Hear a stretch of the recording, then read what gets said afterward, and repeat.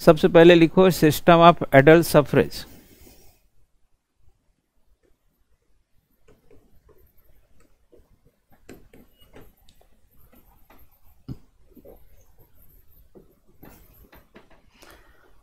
ये आर्टिकल 326 में बेटा इसकी चर्चा है। जो भी हम बात कहेंगे ना वो इन्हीं 6 आर्टिकल के बीच में करेंगे जब तक चुनाव की बात करेंगे।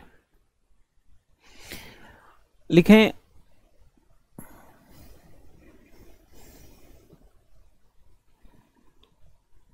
लिखिएगा, according to this system a person to be registered according to this system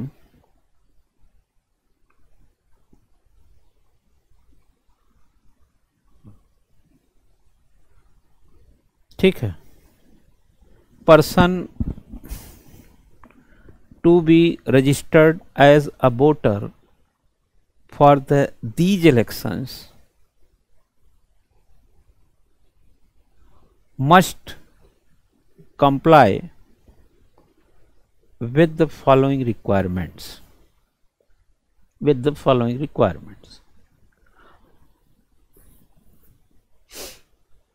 इसमें बेटा लिखो, इस प्रणाली के अनुसार इन चुनावों के लिए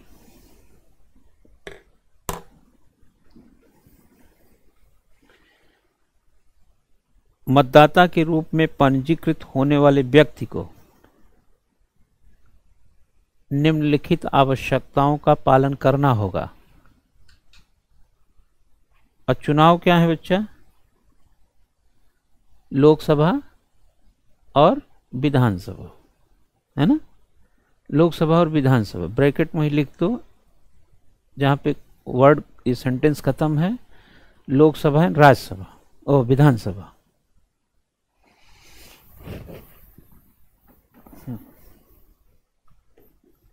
हम लोग क्या करते हैं, है ना बेटा, लोकसभा का और विधानसभा का, यानी कि जो स्टेट लेजिस्लेचर है उसका हम लेजिस्लेटिव असेंबली का एमएलए जिसको चुनते हैं, और यहाँ पर जो लोकसभा का मेंबर चुनते हैं उनको वोट देते हैं। तो इस वोट देने के लिए 326 में आप देखें तो क्या कहा गया है, जो भारत का नागरिक होगा वो ये होगा कि वह पहला होगा, he must be a citizen of India. First लिखो, he must be a citizen of India. वह भारत का नागरिक होना चाहिए।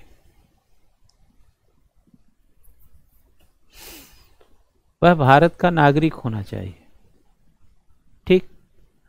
दूसरा, he must not be less than 18 years।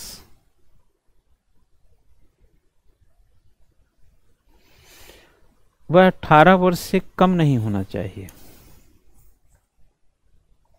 ठीक है। इसके अलावा लिखें, he must not be otherwise disqualified। तीसरा है, he must not be otherwise disqualified under the Constitution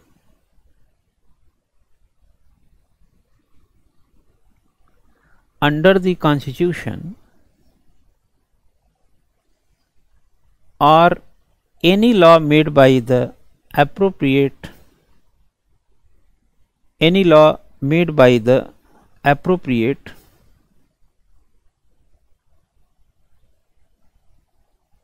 legislature on the ground of इसमें हिंदी में लिखो बेटा, उसे अन्यथा संविधान या उपयुक्त विधानमंडल द्वारा बनाए गए किसी कानून के तहत, उसे अन्यथा संविधान या उपयुक्त विधानमंडल द्वारा बनाए गए किसी कानून के तहत नॉन रेजिडेंस, गैर निवास,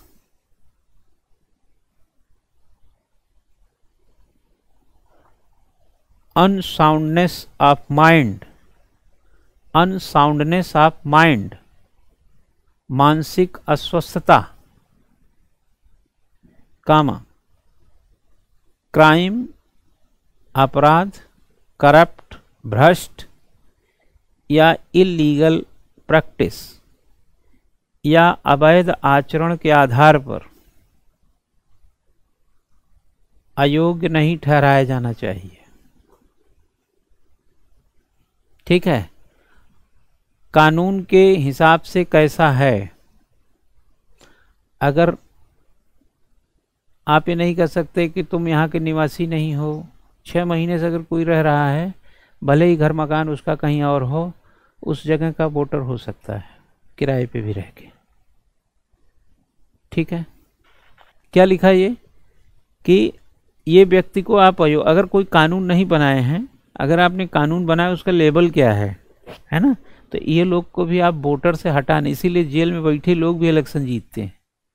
इमरान खान देखो जेल में है, उसकी पार्टी कितना जीती है वहाँ पे, है ना। कई विधायक जेल में रहते हैं, वहीं से चुनाव लड़ते हैं, वहीं से जीत जाते हैं। ठीक है, इसमें लिखेंगे parliament has enacted the representative of people act. Parliament has enacted the representation, लिखो the representation of people act 1950। संसद ने लोक प्रतिनिधित्व अधिनियम 1950 अधिनियमित किया। संसद ने लोक प्रतिनिधित्व अधिनियम 1950 अधिनियमित किया। which required a person, which requires a person to be registered as a voter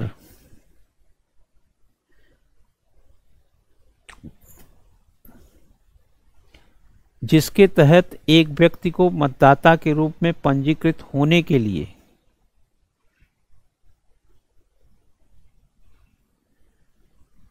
to fulfill the following conditions, to fulfill the following condition के लिए निम्नलिखित शर्तों को पूरा करना आवश्यक है। शर्त वही है बेटा, थोड़ा सा हम शॉर्ट में यहाँ जो बता रहा हूँ। फर्स्ट क्या है, वही है सिटीजन ऑफ इंडिया, लिख लीजिए पहला, इसमें फिर से लिख लो एक लाइन, आगे अलग है थोड़ा, वही है ही must B citizen of India, तो सिटीजन ऑफ इंडिया लिख लो।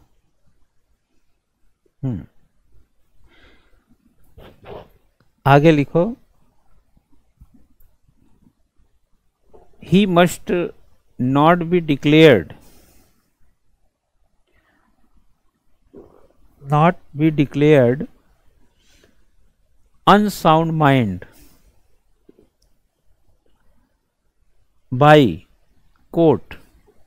न्यायालय ने उसे अस्वस्थ दिमाग का न घोषित किया हो। अगर न्यायालय ने कहा कि मेंटल है, तब आप एलिजिबल नहीं है वोटर के लिए, क्योंकि पागल आदमी किसको चुनेगा। ठीक है पागल आदमी किसको चुनेगा भाई, हैं? ठीक है,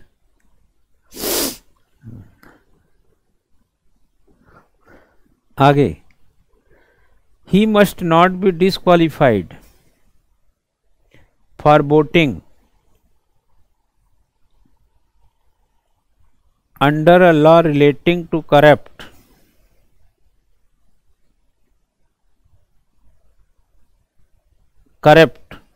and legal practices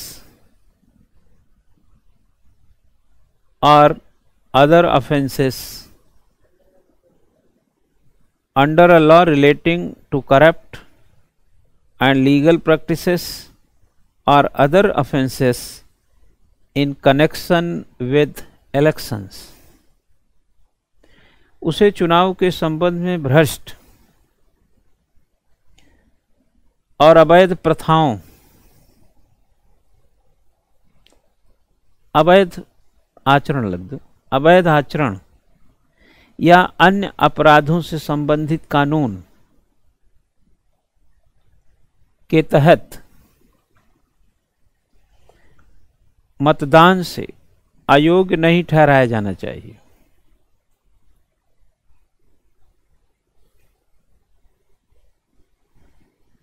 ठीक है ना, इसमें और भी कुछ कंडीशंस क्या हैं जरा नीचे लिखिएगा।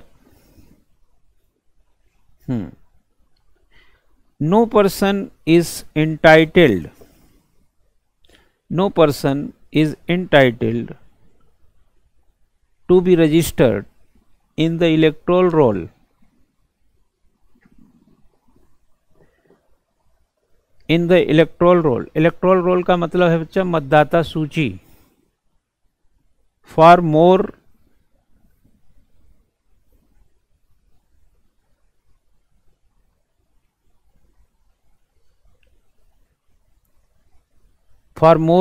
One constituency, for more than कर लो, मोर देन वन कॉन्स्टिट्यूएंसी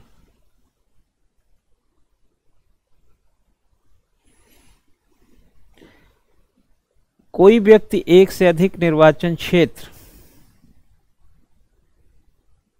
की मतदाता सूची में एक बार पंजीकृत होने का हकदार, एक से अधिक बार पंजीकृत होने का हकदार नहीं है, एक ही बार होगा। ठीक है, हाँ, कहीं का भी होगा, एक ही जगह होगा, एक से अधिक बार पंजीकृत नहीं होगा। आगे लिखें,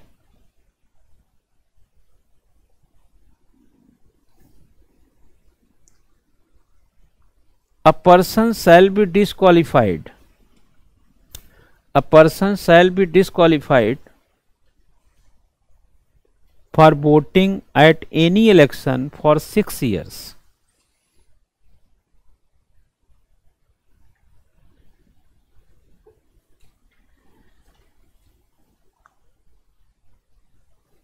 किसी व्यक्ति को वोट देने से 6 साल तक अयोग्य किया जा सकता है, 6 साल तक, if he is convicted of any of the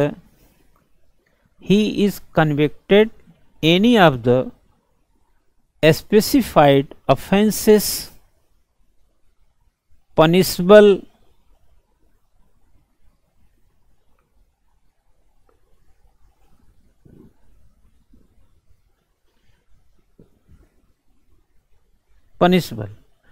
अगर वह क्या समझे कि किसी विशेष अपराध के लिए सजा याफ्ता है, सजा याफ्ता होगा तो जेल में रहेगा वो, तो उसको वोट देने का राइट नहीं होगा। ये मतलब अब सजा के भी एक साउंड एस्पेक्ट है कि किस तरीके की सजा। अब 6 साल अगर उसको मान लो कोई बहुत बड़ा दंड मिल गया 10-12 साल के लिए, तो 6 साल तक नहीं देगा, उसके बाद दे सकता है वोट। मान लो किसी को 15 साल की सजा होगी, 6 साल तक रोक हो जाएगी उसकी, फिर उसके बाद दे सकता है। अगर मान ले उसके ऑफेंस, असल में क्या होता है ना, आप ऐसा समझो कि लॉ की एक अपनी विधा है, विधि जो है, लॉ मतलब विधि की भी अपनी एक विधा है, विधा मतलब सिस्टम है, लॉ भी एक सिस्टम है। जैसे मैंने आपको कोई गलती किया आपने, तो हमने उस गलती की सजा दिया कि तुम चलो यहाँ 1 घंटा बैठो, आप यहाँ 1 घंटा से बैठे हैं। अगर 1 घंटा से यहाँ बैठ करके मेज तोड़ दिए, आप कुर्सी पटक पटक के तोड़ दिए, एक तो ये घटना हो गई।